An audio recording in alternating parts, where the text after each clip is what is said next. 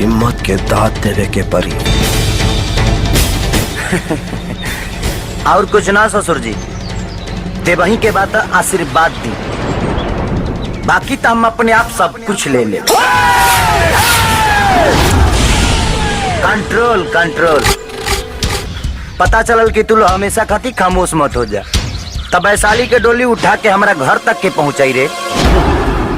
डोली तो हमनी के उठा ले सन, पर तोर अर्थी के उठाई। तारा बेटी के देह से जन्मल हमार बेटा। कान खोल के सुन लो, वैशाली हमसे प्यार करेली, अब उहे हमार मेहरारू बनी है। अगर शराफत से शादी करा देबो तो हाथ जोड़ ले, अगर गुंडाई करबा तो गोड़ हाथ तोड़ के मंडप में बैठा के कन्यादान करवाई।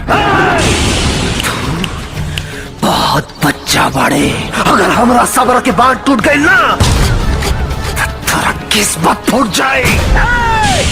अगर तानी के गरीब लाचार के खून पी के मजबूत हो गई बड़ा सा, तो हम अपना माई के दूध पी के यमदूत बन गई बानी।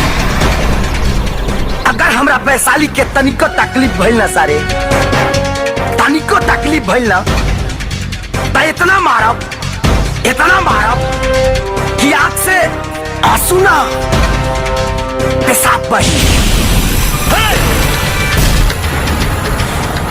नमक हराम के इतना विधि बस से श्राद्ध करो कि 100 जन्म ले शादी के नाम से डराई।